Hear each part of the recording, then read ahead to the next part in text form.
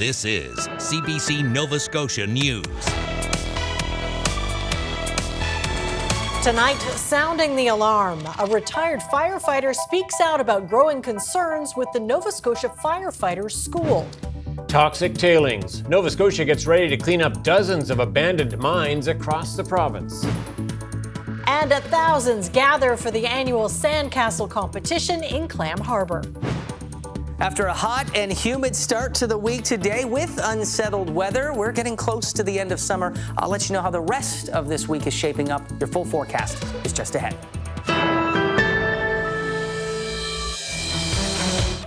Good evening. Growing safety concerns at the Nova Scotia Firefighter School have prompted questions about oversight. The school setup is unique in Atlantic Canada because it falls under a patchwork of departments with no clear enforcement. Firefighters say they have sounded the alarm for years, but nothing was done. Haley Ryan has more. Firefighters in Nova Scotia have incredibly difficult jobs.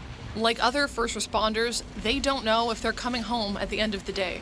But some say they're doing a great job in the face of no provincial standards, clear oversight, or reliable funding for training.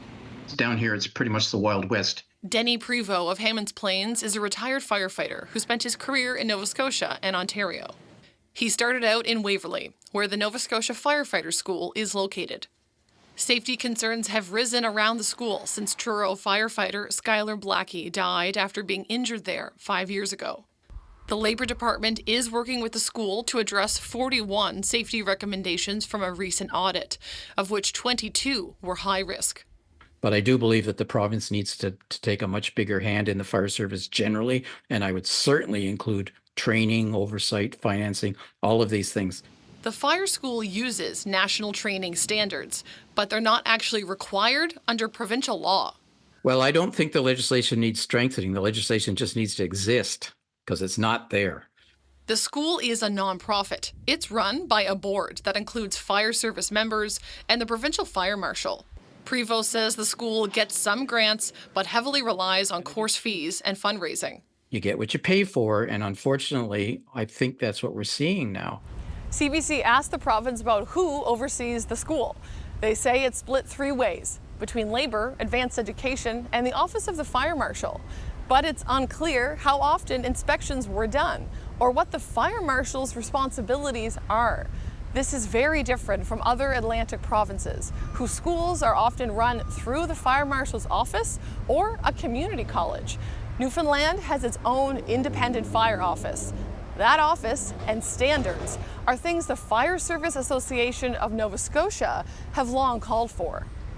It's just very important to have a way to coordinate fire service standards and training right across the board in our province, and to ensure that there's proper governance around that. So nobody wants to pay for it. So therefore, let's not screw around with the stew pot because something's going to float up we don't like, and then we're going to have to pay to fix it. Well, I think somebody's stirred the pot now, and stuff is floating up that needs fixing. The province has issued a stop work order, and the school is closed for now. The Labour Minister did meet with firefighter organizations last week. She committed to consulting with her fellow ministers about what the future of the school could look like. Haley Ryan, CBC News, Halifax. One person is dead after a house fire in Porters Lake over the weekend. Fire responders were called to the 400 block of Myra Road around 10 o'clock Friday night to respond to reports of a structure fire. Police say the residence was fully engulfed in flames when they arrived. The home was eventually destroyed. The body of a person was found at the scene. No other details have been released. The investigation continues. The search is continuing at this hour for a missing kayaker in Halifax. A 26-year-old woman went paddling at Long Lake Provincial Park yesterday. Her kayak was found on the lake later that same day. And it's been a busy 2 days for search crews. The CBC's Paul Palmeter was at the edge of the lake today and has this report. Rain and overcast conditions greeted searchers this morning as the search for Jashawn's deep core went into its second day. Several boats were in the waters of Long Lake searching for her using sonar equipment.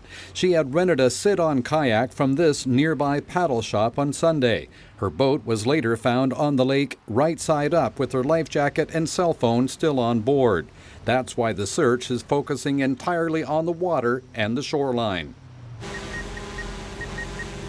By midday, the weather started to break, and that meant drones could be flown.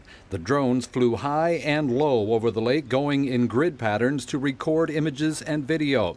Once the drones came back down, their memory cards were then downloaded and viewed by members of the search team. The video showed both the lake and shoreline, as well as shots over the woods near the water. Later in the afternoon, with skies continuing to clear, a provincial helicopter was brought in and is continuing to fly over the lake. The search is expected to continue until dusk. Paul Palmeter, CBC News, Halifax.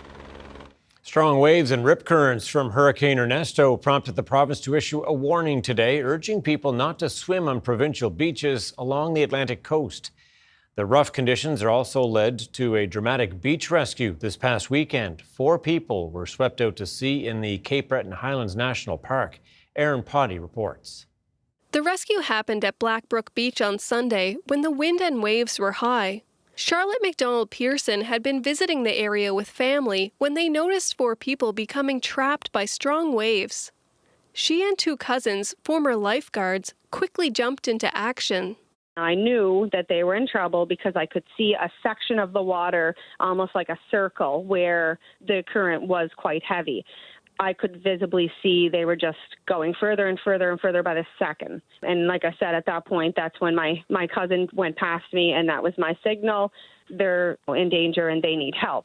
The cousins moved quickly to help one swimmer who was struggling.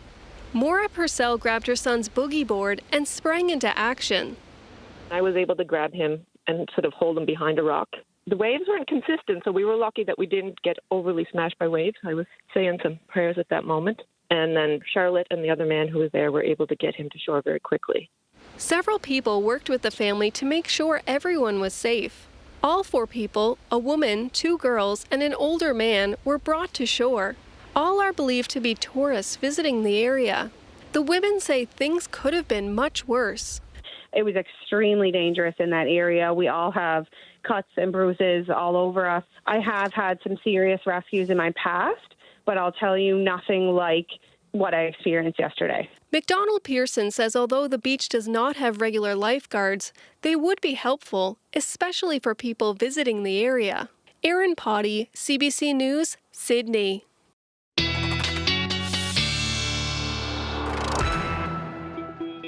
Jay Scotland is in for Ryan Snoddon tonight. This time last week, we were all wondering about Ernesto, weren't we? Yes, Ernesto seems to have given us a bit of a pass. Yeah, actually, Ryan and I were looking at our vacation days, wondering if Ernesto was going to be in play in terms of maybe having to take a few of those back. But luckily, the trend that we did see to the south and east did indeed hold. Now, we did see some tropical air in place today across the province, made for very muggy conditions, some extra wave energy making its way on shore as well. And, well, unrelated to Ernesto directly, but some tropical moisture did result in heavier downpours that will continue to wind down Pictou County, Antigonish County over the next few hours. Some rainfall warnings were in effect there, but the storm itself well to our south and east could bring around a very strong wind and some heavy rain for parts of southeastern Newfoundland late this evening and past midnight. But here, avoiding the worst to be sure. Daytime highs today. Wow, it was hot. 27 in Halifax, felt mid to high 30s, factoring in the humidex today. And that did result in some heavier convective downpours, and we'll still keep that risk in place this evening for the next few hours, and then again as we look ahead into tomorrow. So through the overnight hours tonight, we'll watch for later this evening those convective showers to wind down. Still looking at some showers South Shore region. They will wind down as well as we look up towards Cape Breton. But into tomorrow morning, showers do look to return, and as we move into the afternoon, a few breaks of sunshine will be possible, but any showers we see lingering could come with a rumble of thunder as well, as these will be convective in nature. So do watch for some fog overnight into tomorrow morning. morning, and then with the shower chance becoming more scattered in nature tomorrow afternoon, keep an ear to the sky as there is that risk for isolated thunderstorms into your Tuesday afternoon. All right, we'll do. Okay, thanks, Jay. We'll talk later. Thanks, Jay. Dozens of abandoned mines across Nova Scotia are contaminated with toxic chemicals. The province has promised to clean up the sites, and it's proving to be costly, but experts say it's worth it. Taryn Grant reports. Nova Scotia has a long history of mining, further back than any video recordings go, and right up to the present. Historically, miners did not do a great job of cleaning up when they were done. Gold mining, in particular, left behind tailings with arsenic and mercury, chemicals that are toxic and that stick around for a long time. As a consequence, sites across the province are still barren. Montague hasn't been active since the 1940s or 50s. So, you're looking at 70 years of sitting there. So you do see it creeping in, but it would probably take a couple of 100 years for Mother Nature to regrow and re-establish herself on the sites. The province has promised to clean up dozens of abandoned mines, including this one near Dartmouth. It used to be a gold mine that operated between the late 1800s and the early 1900s. Also on the list are old gypsum mines, coal mines, and a variety of others. What they have in common is that they pose risks to the health of humans and the environment. There's no one left to be held accountable for them, so the province is putting up the money while one of its crown corporations will do the work. With greenhouse gases and global warming and that, to get vegetation growing back on that and have those carbon dioxide sinks and have these areas remediated, it's the right thing to do. The province has detailed cost estimates for a dozen of the sites and generic estimates for the remaining 48. The total is $148 million. So far, that figure will almost certainly rise. Linda Campbell, a researcher and professor at St. Mary's University, says it's worth it. Campbell has been studying historical gold mines in Nova Scotia for a decade. She says contaminated tailings like these ones are leaching into waterways and being picked up as dust and carried to other locations. But hopefully not for much longer. Cleanup at this site and 2 others is expected to start next year. Taryn Grant, CBC News, Montague Gold Mines. A bridge in the Annapolis Valley was abruptly closed today because of structural concerns. The short timber structure bridge is on Highway 1 and crosses the Halfway River just east of Hantsport. It's maintained by the Nova Scotia government.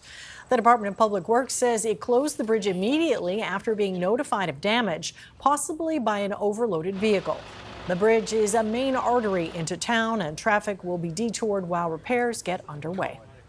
This bridge is well used by local industry, CKF, for heavy truck traffic for their product and natural gas as well.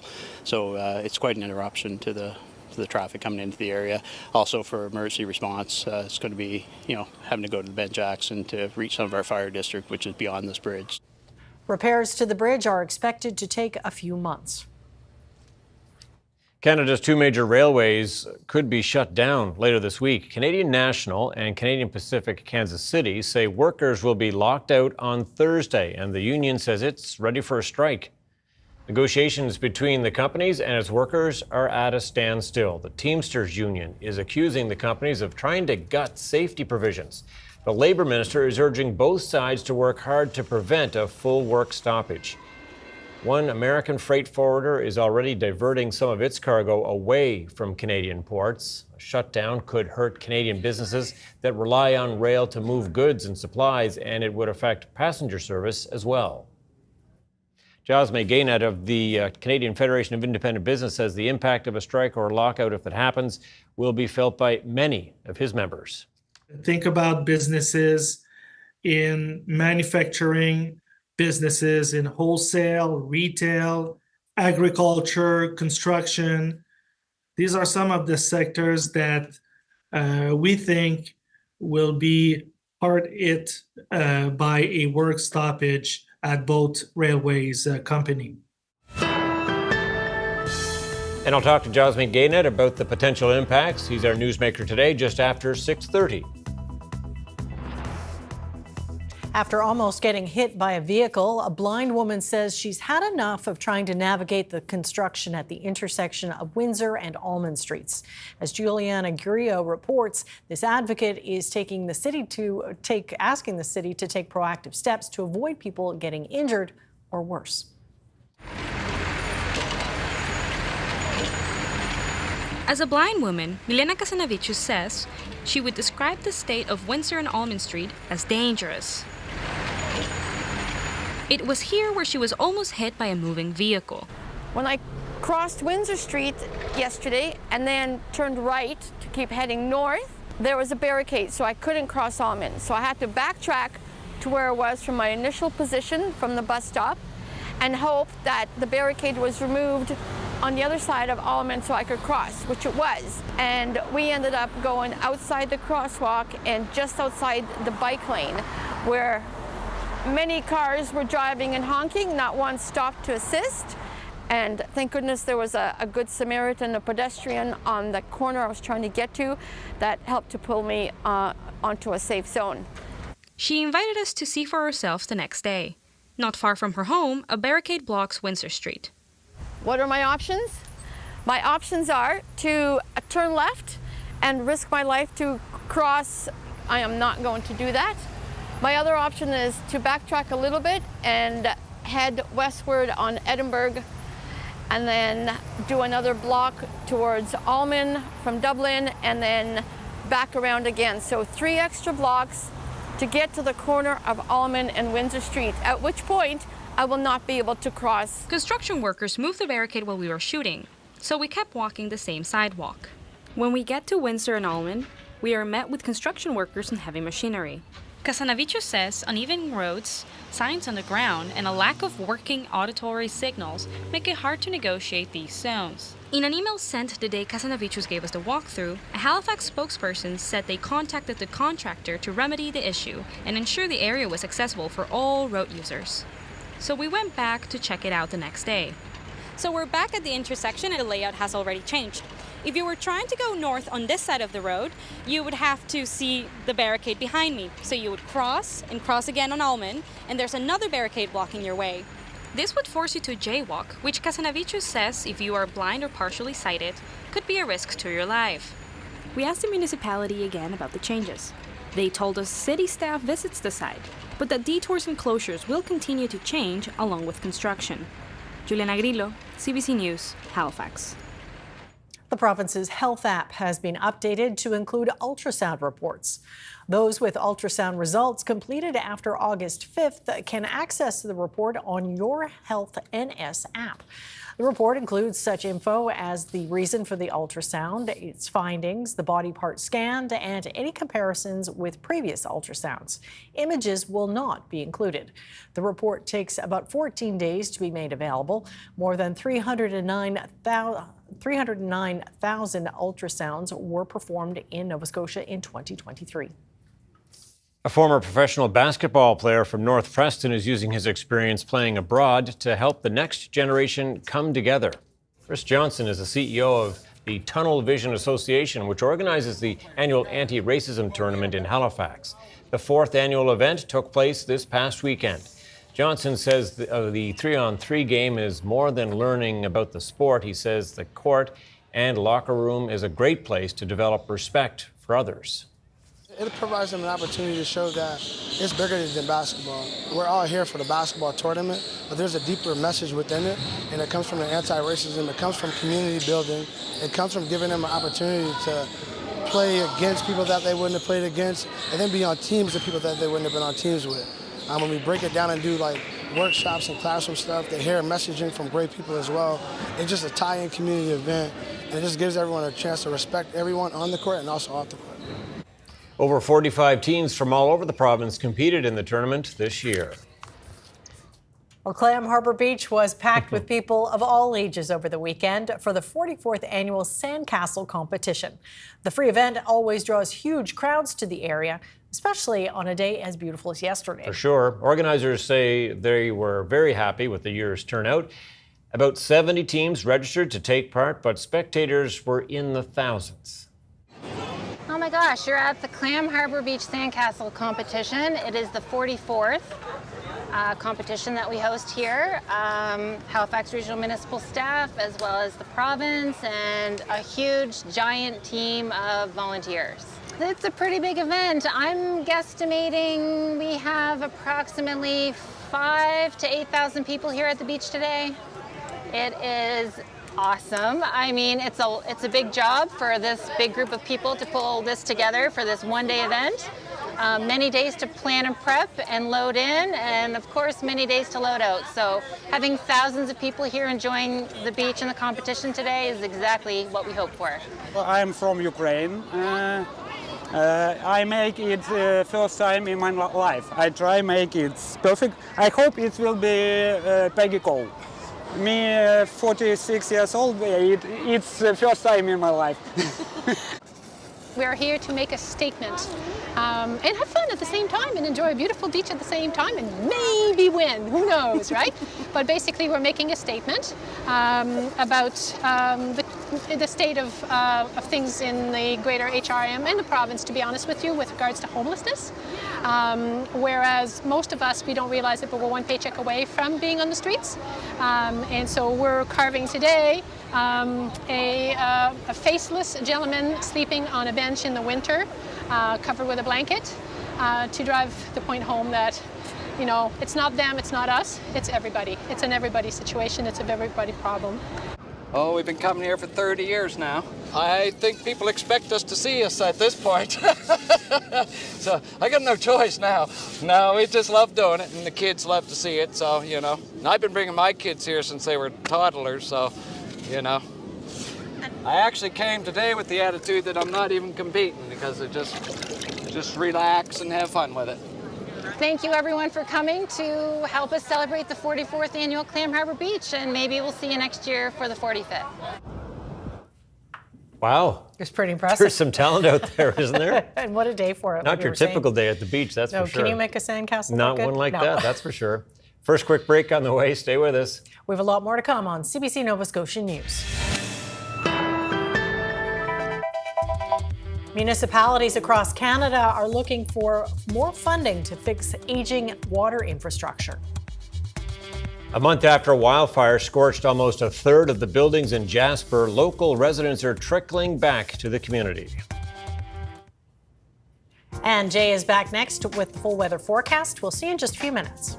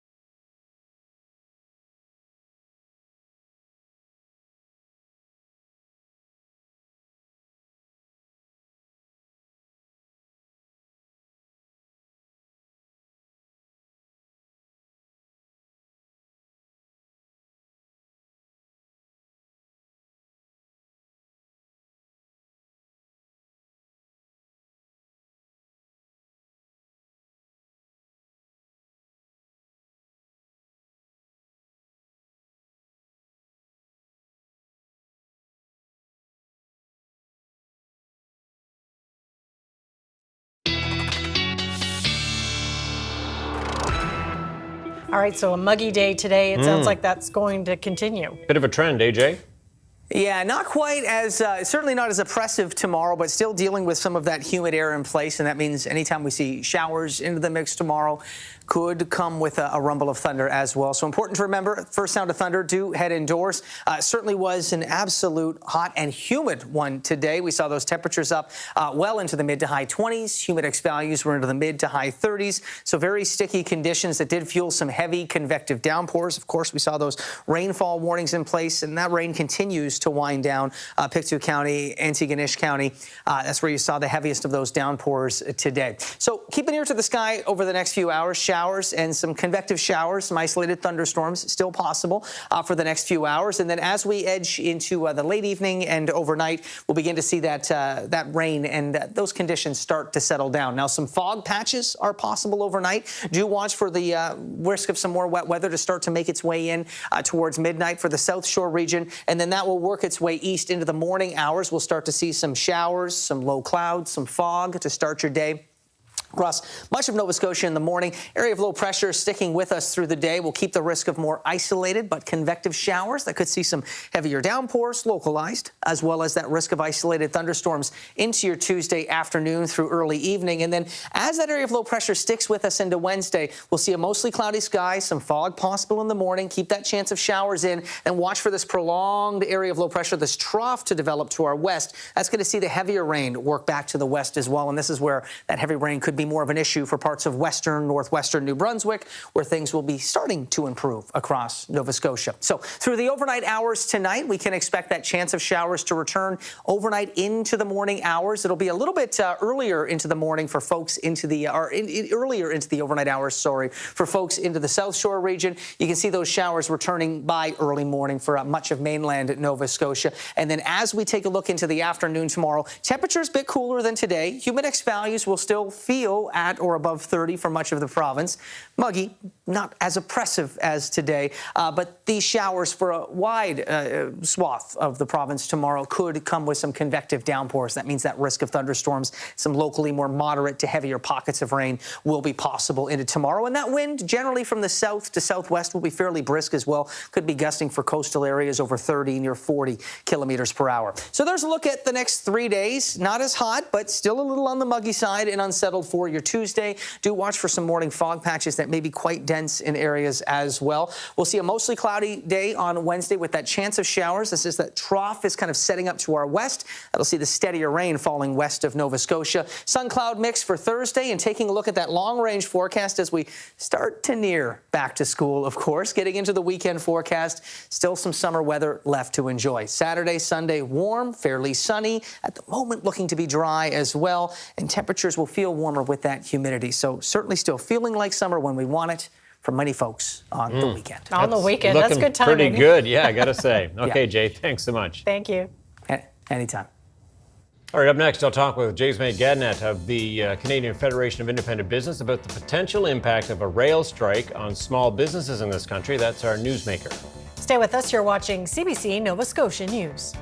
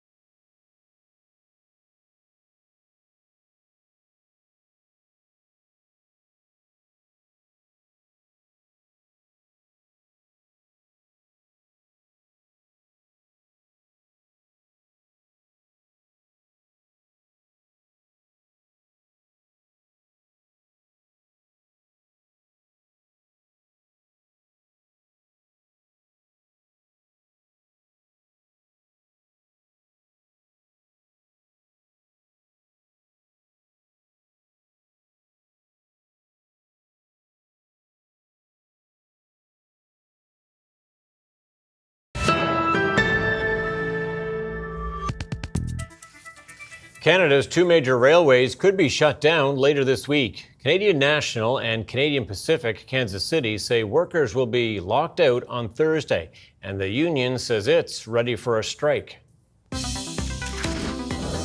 Jasmine Gannett is with the Canadian Federation of Independent Business and has been watching this labor dispute closely. First of all, to put it in perspective for people, what's at stake here if a strike or a lockout does happen?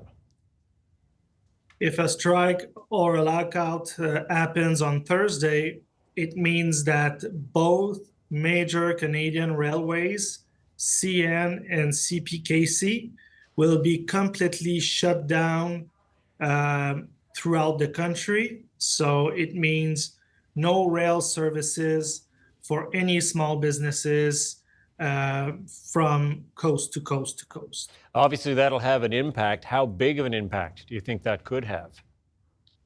Well, it's quite concerning to see the potential impact this work stoppage could have. I mean, I don't recall a time in our recent history where both railways were completely shut down at the same time throughout the entire country. And so obviously the impact will be felt by many small businesses in many sectors. Think about businesses in manufacturing, businesses in wholesale, retail, agriculture, construction. These are some of the sectors that we think will be hard hit by a work stoppage at both railways company. The railways are such important pieces of infrastructure for this country, as you're pointing out. It seems like bad planning that both contracts would be up at the same time. I'm just wondering how people in the business community are feeling about how this is unfolding.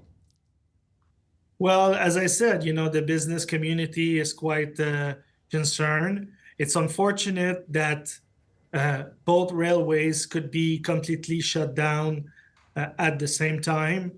And we're hoping that there will be political leadership this time to avoid a significant work stoppage like the one that we could see if CN and CPKC are shut down completely. We have to remember last year we had a strike at BC ports. This had a huge impact on many small business across Canada, but the impact that a shutdown at CN and CPKC would have could be much larger, could be much greater than what we have seen in the last few years with the strikes at the Port of Montreal and BC ports. In fact, there are reports that the railways have already been halting shipments in anticipation of a lockout or a strike. Are your members seeing any evidence of this? Oh, yeah, we are seeing shipments embargoed already. Toxic products and other type of products that require special care have been embargoed already. Large shipment and container companies are advising their clients that they will stop shipping to Canada. And so it is happening as we speak. As we are speaking, there is a slowdown in rail shipment. And obviously, this is because of the potential work stoppage that we could see later this week. And this creates a lot of uncertainty for small businesses. When a work stoppage at CN and CPKC happen, we will most likely see small businesses suffering financial loss. They will be financially impacted by this. Some businesses may lose inventory. And so in addition of the uncertainty and the slowdown, businesses will suffer financial loss because of the situation. You mentioned the politicians there. Just quickly, in the last 30 seconds or so we have left, what do you want the federal government to do? Are you pushing for binding arbitration, for example? Yes, we are hoping that the minister will act proactively and either introduce binding arbitration or back to work legislation. To be honest, the tool or the mechanism doesn't care as much as the outcome. And the outcome is we need rail services to be fully operational at all times. All right, Mr. Gaynette, we'll see what happens in the next couple of days. Appreciate your thoughts on this. Thank you. My pleasure.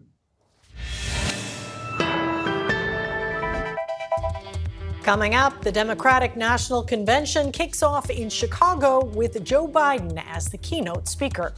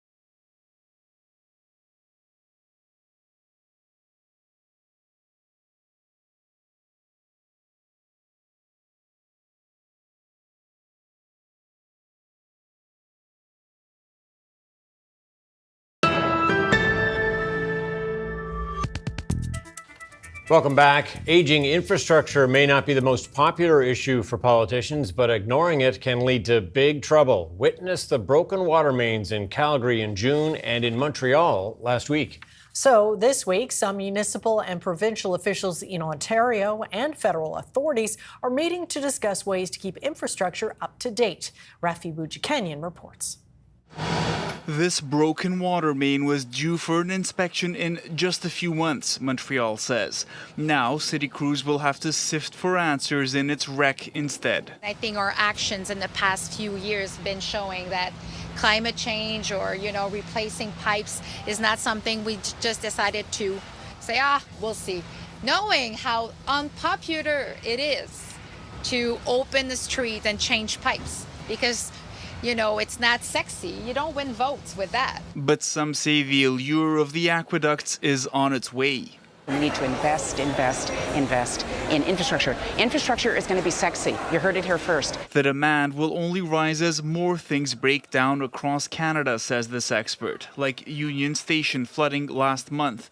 She says relatively short-term mandates for elected officials should not get in the way of work that needs to get done. There's no quick fix to this kind of thing, as we suggested. So this infrastructure that I'm standing in is decades old, and across the country, it's increasingly decades old, much longer than any political cycle. At this meeting of Ontario's municipalities, the message from this province, at least, is it is paying its share.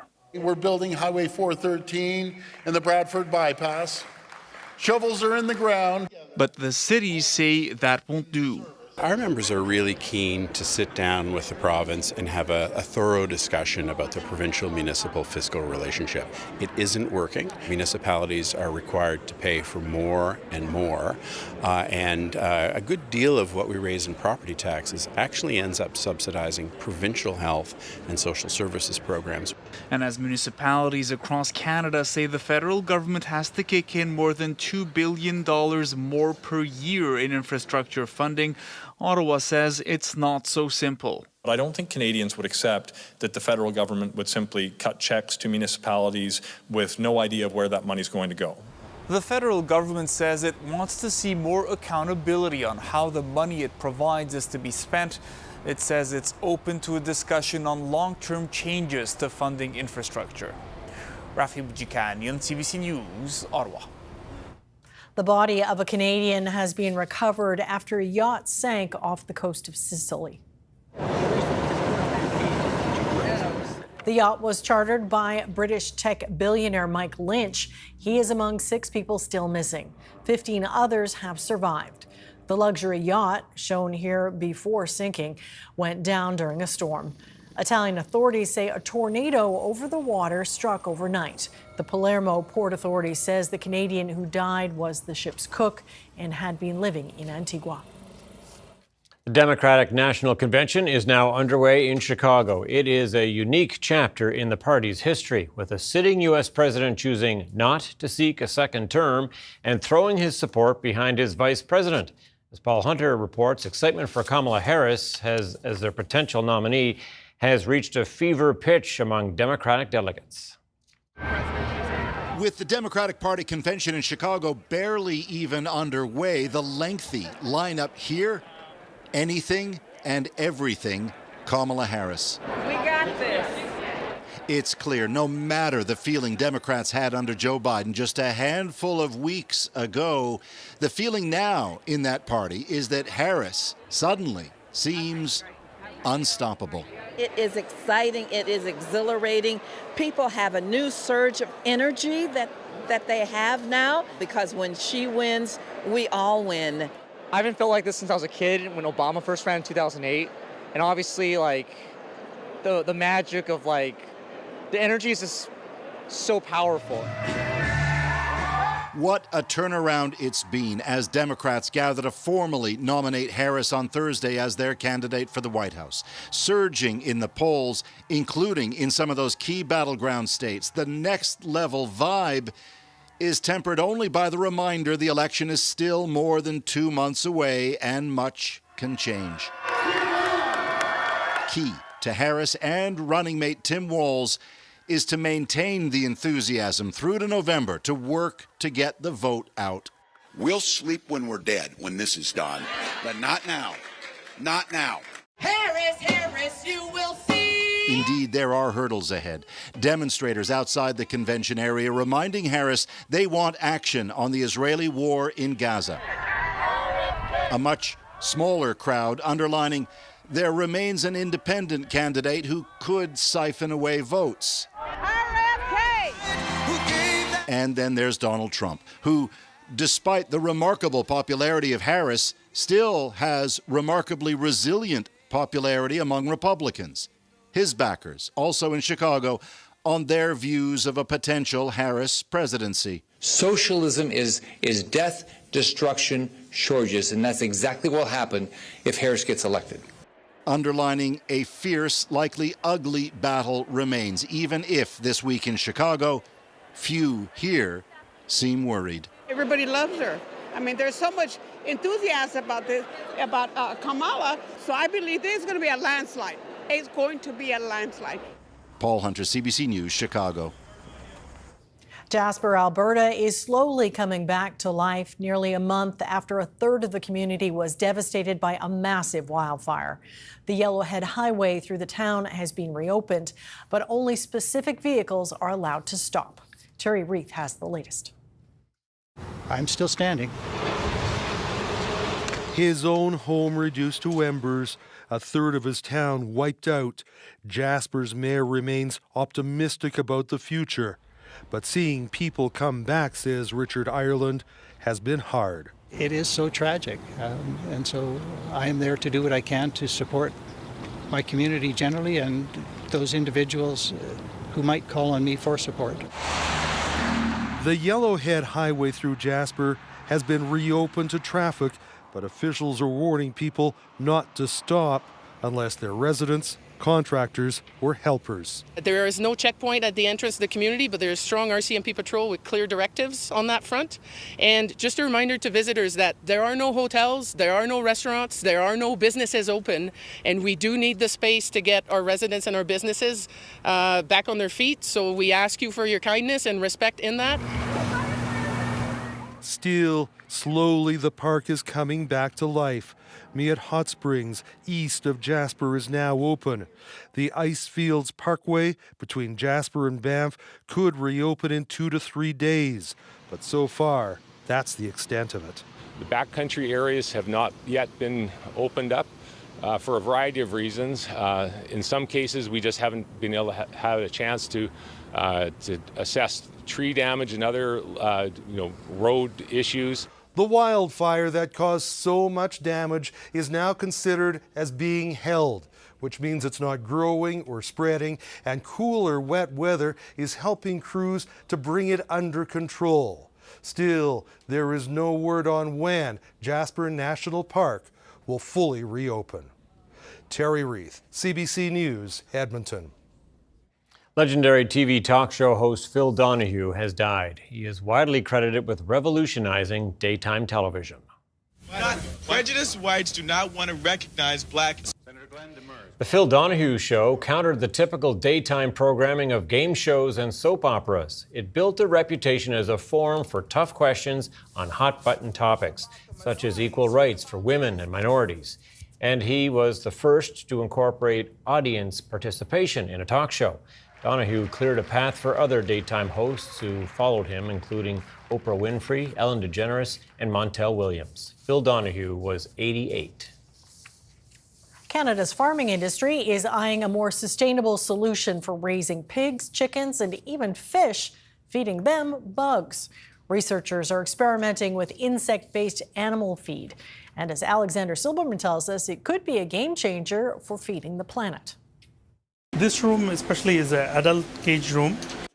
These flies may not look appetizing, but they could be key to feeding the animals that help feed the planet. As production of animal feed puts a major strain on land and water, insects are being proposed as an alternative. At a Saskatoon lab, this agriculture tech company is betting big on black soldier fly larvae. So insect farming will be completely a new direction to make the sustainable protein. The lab breeds the flies in a controlled environment. The flies lay eggs, which become larvae, and those are ground up to make high-protein animal feed. Whoa, that's a lot of them. How do you convince people to start feeding their farm animals this? The end product will not look like this. End product will be dry and then looks like a powder. Insect feed is more expensive, but many farmers say they're considering it since it's better for the planet. It could ultimately mean some tremendous positive benefits that could extend far beyond our little postage stamp of a farm. This BC farm became one of the first in Canada to feed insects to its chickens, but they faced challenges, lost their supplier, and are now trying to breed flies themselves. Being pioneering, it really is like being the first people to drive an electric car.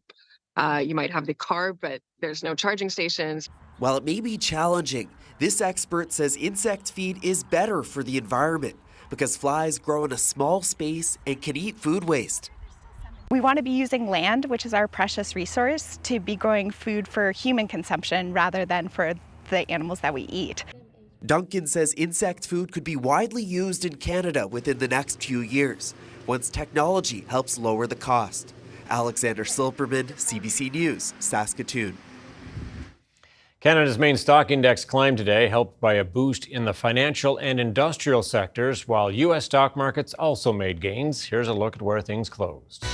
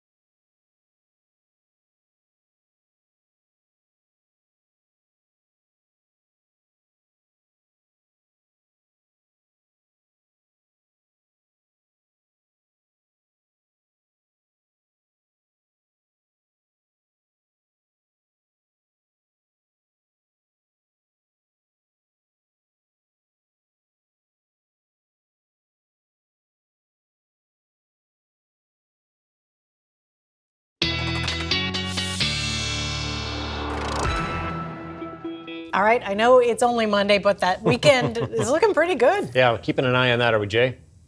Yeah, we don't. Not too many left until we are, of course, reaching the only one more unofficial end of summer weekend to get through before the long weekend, and that one at the moment's looking good. It's not locked in just yet. Do check back before the end of the week as we get closer. As for the next few hours, the risk of showers, isolated thunderstorms from much of the province winds down this evening. Fog patches could set up, and we will start to see some steadier pockets of rain building back in towards midnight for the South Shore region. That then works its way east, reaching the HRM as we edge into the pre-dawn or early morning hours tomorrow. Fog patches, some drizzle, some showers to start the day. And then into the afternoon, we could see a few peaks of sunshine. It's not as oppressive as today, but humid air still is in place. You get a bit of sunshine.